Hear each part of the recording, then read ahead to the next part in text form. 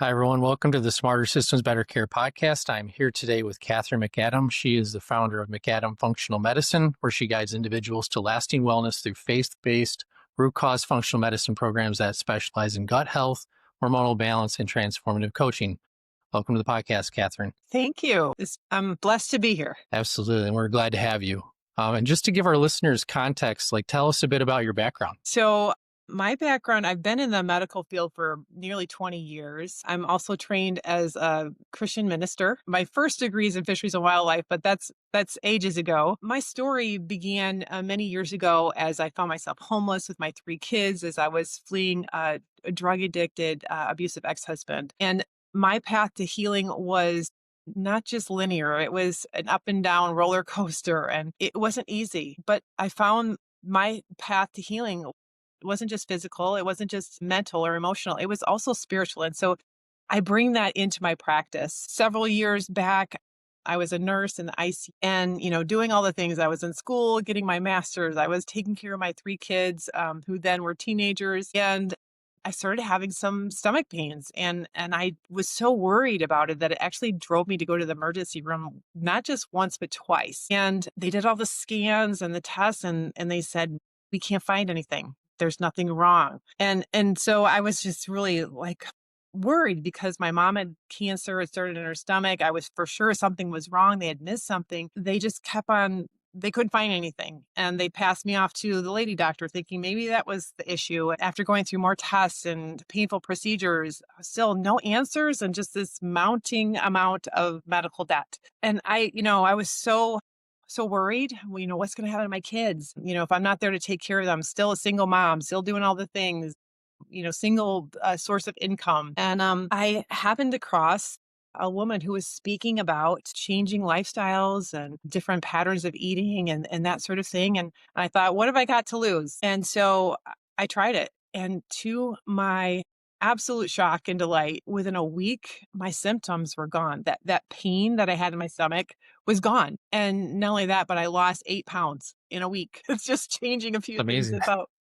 And so Yeah. I was elated, but I was also really frustrated because I was in my schooling to get my master's to become a nurse practitioner. This wasn't even addressed. It wasn't even part of their curriculum. And so I knew, I was so far along the road, I was like, I'm just going to go and get my degree as a nurse practitioner, which I'm very happy to say that I do have that. But I've also gone back to get extra training because I have such a passion to help people and do things naturally. Especially from a person of faith, wanting to do things that will really help people step into doing things God's way and being able to do things in a way that is honoring to their body, that's not shaming the body, not telling the symptoms to just shut up and go away, like we see a lot in the conventional world. Like we give medications, pill for an ill kind of model where we give medications to shut the body up and tell it to be quiet. And so all the while things are still burning underneath and leading down to this path of disease. And it's not the way that God designed our bodies to be. So that's kind of what birthed my passion to help people, but also I use my method, which is I call the empowered method, to help people walk through the same steps that I did. I actually, when I found myself homeless, I was 70 pounds overweight and I just was a mess mentally, emotionally, spiritually, really struggling to feel like I could even hear from God or God had anything good for me. And like I said, my journey was body, mind, and spirit. And, when I got to the point where I was working in the ICU, I lost a lot of that weight, but I was still struggling with this bit of weight, that last 15 pounds. And, once I figured this out, once I was the aha moment for me was oh my gosh, there's answers here that the conventional world is not even offering. And once I figured that out and was able to, apply those in my life and in the lives of my patients, I've seen just amazing results. So. Yeah, sounds like it. And I can see you're very passionate about what you do, and you've had quite a journey to get where you are today. So thank you for opening up and sharing that with us. Mhm. And what's kind of the core focus of your business today, and how do you serve your clients? So we have both individual packages where we sell packages where we meet with people one-on-one. My husband is my health coach, so he helps me a lot with meeting with people, that sort of thing. But we also have group coaching. We have group, you know, here's the caveat, right? Conventional medicine is covered by insurance somewhat, right? We still pay premiums, we still have co-pays, we still have to meet our deductibles and all that stuff. But functional medicine isn't covered in a lot of cases by your insurance company. And the reason is that it does not lead you to end up being on a pharmaceutical.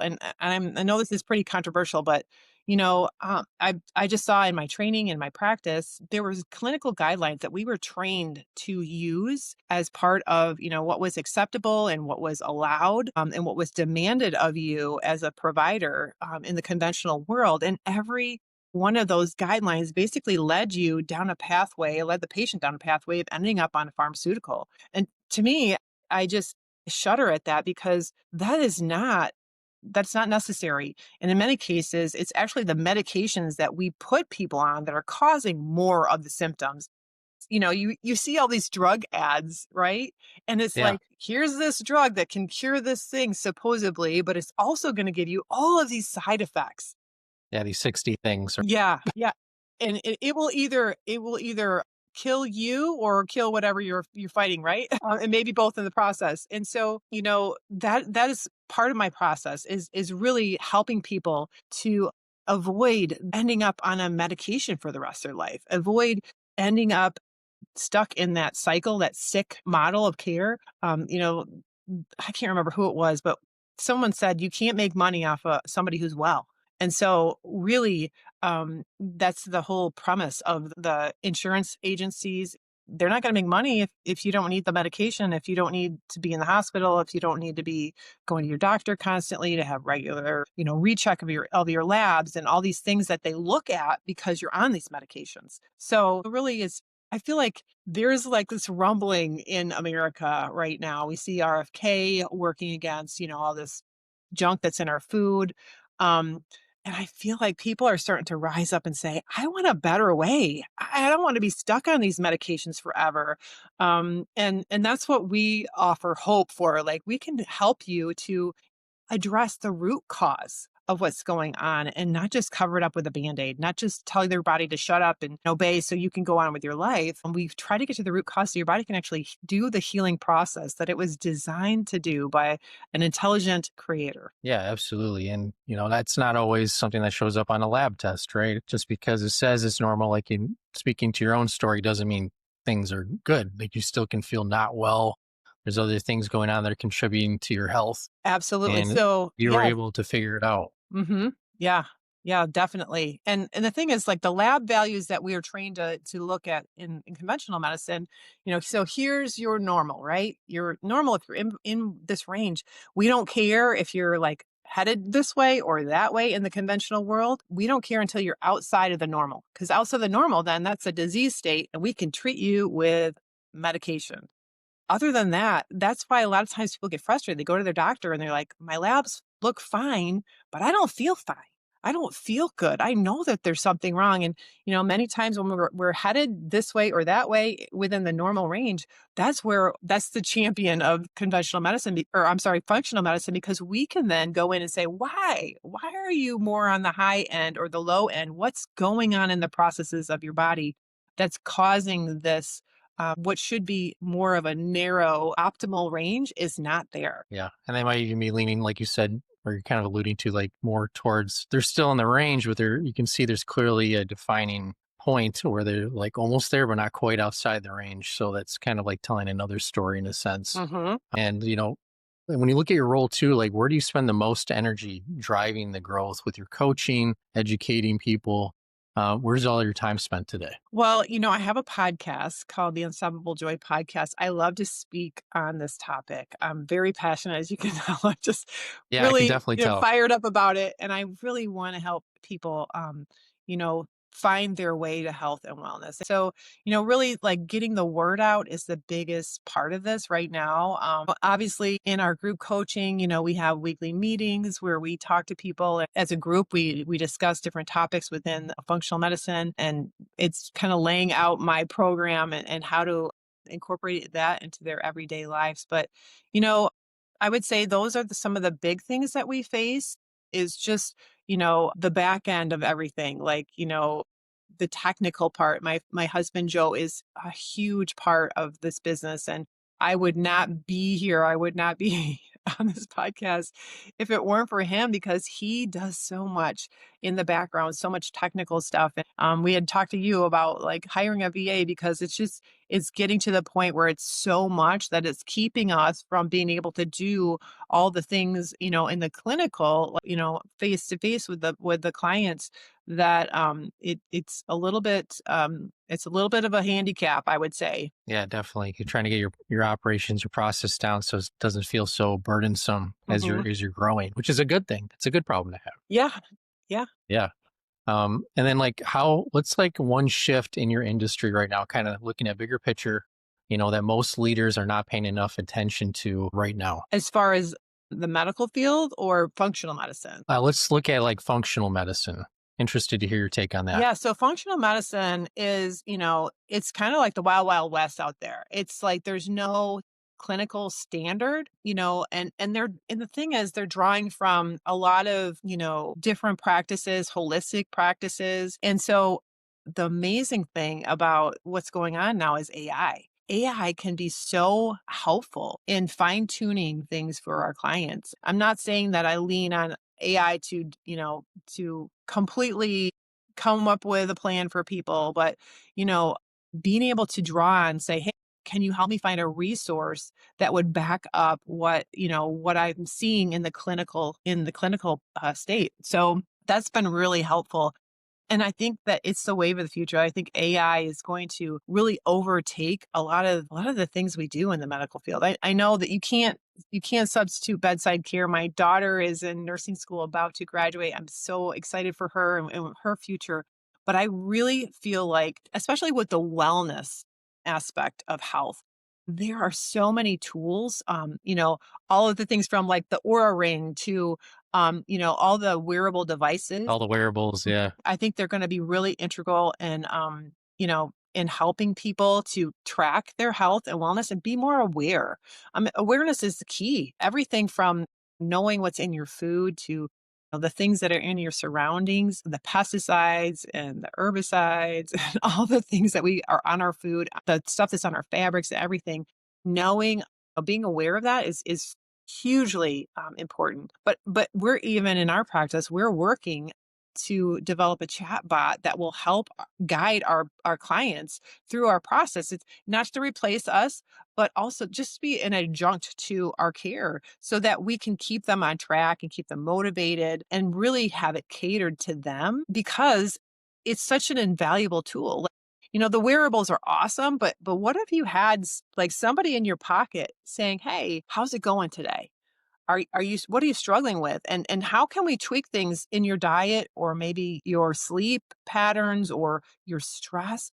They can support putting in our program and our protocols that we use in our practice, using those in a way that will benefit our clients and give them some resources to keep them on track. Because, with all health and wellness things, any kind of lifestyle change, a lot of it is the accountability piece that people need. They need that encouragement. They need that accountability. And of course, our group calls are part of that. But this would be like an everyday thing that's going to encourage and enlighten them on, "It looks like you're more stressed today. How can we change things to help you to manage that stress?" Yeah, absolutely. It sounds like you're already developing something. You're talking about this AI chatbot. This will be immensely helpful, and it's probably 24/7. They can ask questions, references some kind of knowledge base of some kind. Yeah, and if you're looking more deep diving in your operations too, like looking at day to day, like where do things still feel clunky or kind of slower than you'd like? I spend a lot of time poring over my patients, like, a lot. And I don't know if that can be replaced. I mean, I am, going through the intake that I do with them. I'm going over their health history. I'm looking over those labs. It's different than, conventional medicine. It's like, oh, these labs are normal and we're going to give you this. I'm like a health detective in a sense. And I'm trying to draw like connections and figure out, okay, why would this be off here and this being going on here? And, oh, well, that clues us in because that's happening over here. So So it's more of an art and a science. And of course, I bring my faith into that. I'm always leaning on the great physician or my heavenly Father to help me, guide me, to give me the wisdom and the to help me not miss things, to help me, and then ask the right questions to my patient too, to bring out like exactly what's going on and help them have the best outcome. Yeah, absolutely. And like when you talked about accountability too, with like, maintaining the wellness of your patients that you're working with, how are you, and in your coaching, so how are you handling things like follow up or no shows, or like, is it like a manual outreach process? What does that look like? We have some systems in place. We use Go High Level. We also use Practice Better. Those are some places where we have some internal, like, reminders for appointments and that sort of thing, and some communication, like ease of communication with our clients that is HIPAA compliant, that sort of thing. So those are the things that it can get really, and that's why we're thinking, okay, do we hire a VA, and how do we, keep things HIPAA compliant with a VA and all that. So, yeah. Yeah, absolutely. And that's always a concern while you're maintaining compliance as you're working with your patients and keeping their data safe. It's always top of mind, of course, in Mhm. healthcare. Mhm. And this is like kind of like a broader question too, like looking at like your current results and things, like what's working really well that you never would want to lose. I just never want to lose the ability to actually have that one-on-one with people. I love it. I thrive on it. And the other thing too that's crucial to my practice is my autonomy and being able to like say, in my practice, prayer is a priority. I'm going to pray with Yeah. you. I'm going to be praying for my patients. And I let them know like this is who I am. And a lot of that was really, I felt kind of downplayed, and I know it happens, and I've even prayed with my patients in the conventional world, but it's not really encouraged. It's kind of discouraged, unless someone reaches out and says, "Hey, I would like this," but it's not really a question.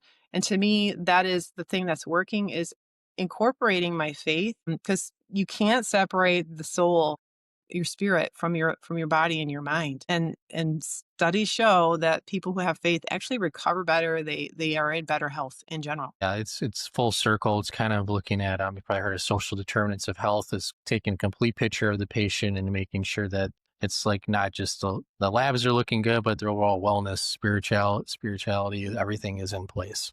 Yeah, we hear Yeah. so much today about the nervous system, and when your nervous system is not at rest, when it's agitated, when it's stressed, your cortisol level raises. And your cortisol, is like that inflammatory process, is a cascade, the beginning of that cascade. And so, and it's the grandmother of all disease is inflammation. Studies have shown that if your nervous system is not at rest, if your soul is not at peace, then health will elude you. Doesn't matter how good your diet is, how well you work out, Yeah. supplement, whatever. If your nervous system is not at peace, then you will not be able to heal well. Yeah, it's that constant, like they call it alert fatigue in the healthcare setting, is like you just get too many things going on in your brain and your body, and it doesn't know, it like freezes, right? So absolutely. And then kind of looking at the opposite end of the spectrum, what's been harder than expected despite all the effort that you put in? I think my online presence has been really challenging. Facebook has their algorithms, and I think as a business, a lot of times they dampen your reach. Even like things like, our family and friends are following us, and it's like even some other people too. Like, I've had their posts like days later show up, for they were having events or whatever, and it's like they dampen it. And so, cracking the code of, how to post things on Facebook and have people actually see them and get in front of the right people. That has been, I think, the biggest challenge for us. We've been burned by, hiring an ads company and, trying different venues, like, or services that were supposed to help us, build our social media presence and get the word out, help us with our ads, help us with all this stuff. And, it was just like a huge, I should say, a waste of money, but I guess more so as a learning experience, that yeah, we have to do this a different way, or learn to manage those ads ourselves. So yeah, like I said, that's been the biggest struggle so far. Yeah. And it's a learning, opportunity is probably the positive way to look at it, is like, you learned what works, what doesn't work, and move forward from there. So yeah, and if you solved all these bottlenecks right now with like your online presence, sounds like some of your admin operations in the back end, like what would success look like for you and your husband in 6 to 12 months? Well, we are looking at, we want to scale, right? I want to be able to do more of the group coaching. I just love being in big groups and seeing the energy in the room and that sort of thing and have the aha moments with people. And I love that. We are looking towards having retreats in Costa Rica. So working out the kinks in that. So success for us would be, to have ongoing, people waiting list to be not only in our practice in our group coaching, but also going to our retreats that are coming up here. Yeah, that's excellent. Then so they can get the full experience of how you work with people. And like you said, I can tell you're very passionate about coaching and teaching and helping people kind of think through processes in their mind and maybe reliving, unfortunately, traumas in the past that have kind of formed how they are today. Yeah. But yeah, that makes a lot of sense where you want to go. And say you achieve that, what would you what would you do even after then? Like once you get to that point? So my goal eventually is to have an actual like a course, like accreditation type course for other people that want to learn to teach what I teach, to put this into practice in their own way. And so Yeah. being able to have a group of individuals that raise their hand and say, I want to be able to teach this. I have the same passion and I want to help people better their health because there's only one of me, there's only one of my husband, and we can only do so much. So that's part of our scaling plan down the road. And definitely part of this is like my passion is to speak. I absolutely love speaking. I love being on stage. And I joke that ever since I was little, I was put on a stage. I'm one of 8 kids. I'm second to the youngest, and my dad decided that we were going to be a traveling singing group. And I remember very, very young being on stage and not being afraid to speak out and to take the microphone. And we didn't last very long as a family singing group. We were more loud than good. Yeah. We traveled around our motorhome in Michigan and sang, I think maybe even down in Florida. But yeah, I just, and even like in our my parents were entertainers as far as like hosting a lot of events. They had a lot of hospitality and we always had people over at our home. And every time we had like a party or something, my dad Yeah. would encourage us to, sing a song or recite a poem, play our instrument, do whatever it was. And so I just love seeing the aha moments in people. And I love, seeing God move in people's lives. I've also been trained as a worship leader. I play guitar, I sing, I've written music. And so, my heart is to see people's lives changed radically. And for me, that begins with knowing Jesus as your savior. And so, yeah, that's my ultimate desire and dream is to not only help people in the group context, but also, reach broader audiences. Yeah, absolutely. And get your message out. It sounds Mhm, like his ultimate goal mhm, because it sounds like it's very fulfilling for you in your work. absolutely. Yeah. Well, thank you for your time today. It was a wonderful discussion. I really enjoyed, hearing about your background, how it got you to where you are today. And hopefully we're able to cover everything that you wanted to today so you can get your message out. Yeah, absolutely. Thank you so much for having Yeah. me, John. You're welcome. And then where can people find you after the Yeah, podcast? so if you want to go to KathrynMcAdam.com, it's KathrynMcAdam.com. That's my website. That's where you can find out all about me. You can book me as a speaker. You can sign up to have a consult with me to talk about your health. Also, if you want to purchase my book, you can go to blessedbody.co. And yeah, it's right now it's just digital, and it's only $4.99, which is a crazy, crazy deal. It has all my Yeah, tools very in full. it that people can use to better their health. We are working towards a print copy, and that will be available on Amazon hopefully here soon. Absolutely. Well, thank you so much. Yes. Lovely to have you. All right. Thank you.